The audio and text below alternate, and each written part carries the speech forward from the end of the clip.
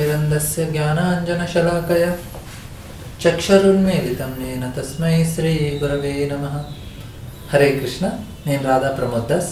మనం ఈరోజు internal pleasure గురించి డిస్కస్ చేసుకుందాం. బయట ఒక ఆనందం ఉంటుంది, కానీ దానికన్నా ఇంటర్నల్ ఆనందం అనేది ఉంటుందన్నమాట. ఒకసారి ఒక చిన్న కుక్క పిల్ల దాన్ని తోక పట్టుకోవడానికి ట్రై చేసింది అనమాట. ఇటు దొక్కుతుంది, అటు దొక్కుతుంది, పైకి దొక్కుతుంది, కిందికి దొక్కుతుంది. వాళ్ళ అమ్మ వచ్చిందనమాట, పెద్ద కుక్క. వచ్చి అలా చూస్తే చిన్న కుక్క కూడా దాని వైపు చూసేనింది. నాకు కూడా ఫిలాసఫీ తెలుస్తుంది. పెద్ద కుక్క నాకు కూడా ఫిలాసఫీ, నాకు కూడా తత్వజ్ఞానం తెలుసు. తల్లి కుక్క అనింది, అవునా అనింది. అయితే తత్వజ్ఞానం ఏంటి అని అడిగితే, తత్వజ్ఞానం ఏంటంటే కుక్కలు ఆనందంగా ఉండాలి అని చెప్పింది. తల్లి కుక్క అనింది. అయితే చిన్న పిల్ల కుక్క అనేది అంటే ఆనందం కుక్క తోకలో ఉంటుంది అని చెప్పింది.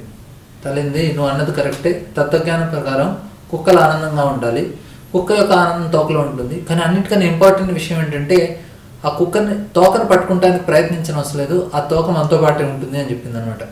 దీంట్లో ఏమర్థం చేసుకోవాలంటే, మనం ఏదైతే ఆనందాన్ని బయట అన్ని చోట్ల వెతుకుతున్నామో అది మనతో పాటు ఉంది.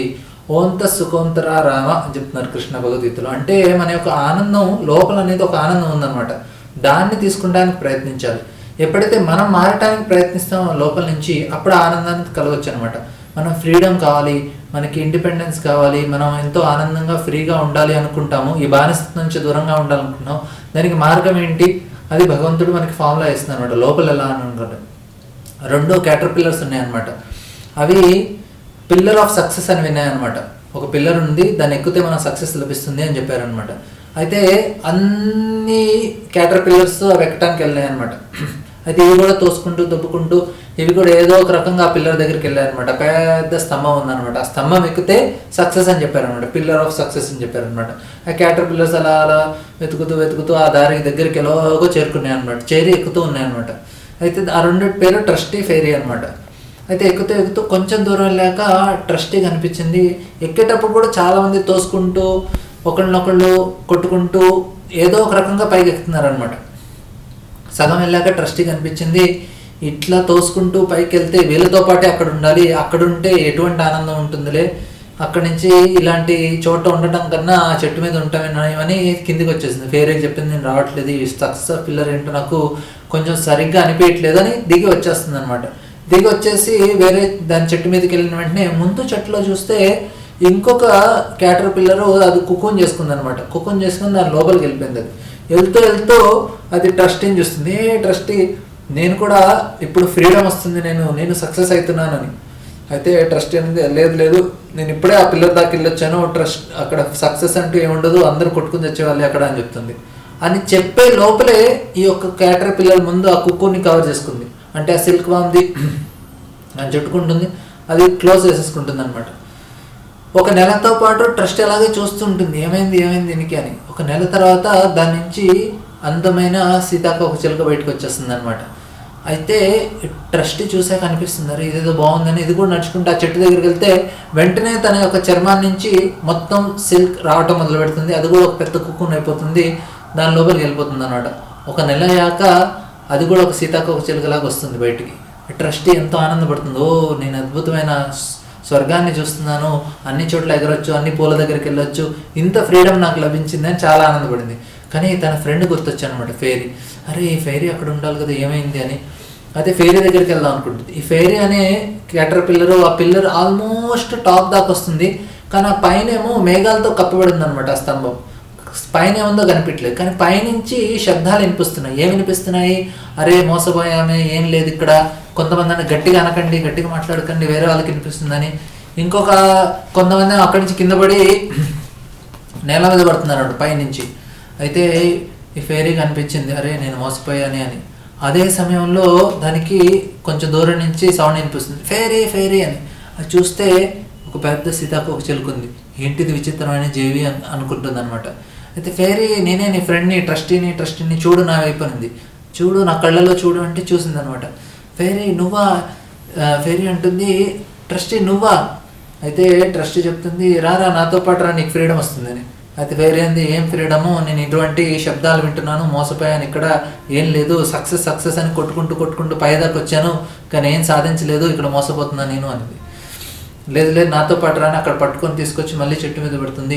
దీన్ని శరీరం నుంచి కూడా సిల్క్ వస్తుంది, అది కూడా మళ్ళీ అందమైన సీతాకోక చిలుకలాగా మారిపోతుంది, బటర్ఫ్లైలా మారిపోతుంది. అయితే దీని నుంచి మనం ఏం తెలుసుకుంటామంటే 2 రకాలైన సక్సెస్ ఉంటుందన్నమాట. బయట నుంచి అందరితో కొట్టుకుంటూ ఒక రకమైన సక్సెస్ సాధించుకోవటం, ఇంకో సక్సెస్ ఏంటంటే ఇంటర్నల్గా మనం మారి సక్సెస్ తెచ్చుకోవటం అనమాట. అది ఫ్రీడమ్ కూడా ఉంటుంది. అయితే దేంతో కంపీట్ అవ్వాలి, ఏం చేస్తే మనకి సక్సెస్ అనేది చాలా ఇంపార్టెంట్ అనమాట. చాలామంది ఏంటంటే బయట చూపించుకోవడానికి, బయట వెళ్ళటానికి అది కూడా ఒక రకమైన సక్సెసే, కానీ ఇంటర్నల్గా ఏదైతే సక్సెస్ ఉందో దాని నుంచి వచ్చే ఫ్రీడమ్ చాలా ఎక్కువగా ఉంటుంది అనమాట. అయితే మన స్టాండర్డ్ ఏం పెట్టుకోవాలంటే, ఓకే నా స్టాండర్డ్ ఇది పాటించాలి, ఇది సాధించాలి, అది సక్సెస్ అని. నేను దేంతో కంపీట్ అవ్వాలి, మనం భగవద్గీతని స్టాండర్డ్గా పెట్టుకుంటాం. భగవద్గీత స్టాండర్డ్ ప్రకారంగా నా జీవితాన్ని నేను జీవిస్తున్నానా, అప్పుడు నా సక్సెస్. నేను ఇక్కడ ఉన్నాను, భగవద్గీత స్టాండర్డ్ ఇక్కడ ఉంది, దీని నుంచి నేను కంపీట్ అయ్యాను అనుకోండి, అప్పుడు కూడా మన సక్సెస్ వచ్చినట్టే. ఇప్పుడు పెద్ద పెద్ద ఐఏఎస్ ఆఫీసర్లు ఉన్నారు, వాళ్ళు పెద్ద పెద్ద స్కాములు చేస్తున్నారు, దేశాన్ని దోచుకుంటున్నారు. పెద్ద పెద్ద రాజకీయ నాయకులు ఎలా దేశాన్ని దోచుకోవాలో వాళ్ళు నేర్పిస్తున్నారు, వాళ్ళకి సహాయపడుతున్నారు. చాలా పెద్ద సక్సెస్ఫుల్ ఆఫీసరే, కానీ దేశాన్ని దోచుకున్నారు. అదే మీ ఇంట్లో మీ అమ్మగారు ఉన్నారు, 2 పిల్లలు ఉన్నారు, ఆమె తన బాధ్యత మంచిగా చేస్తుంది, 2 పిల్లల్ని మంచిగా పోషిస్తుంది, ఇల్లును మంచిగా మెయింటైన్ చేసుకుంటుంది.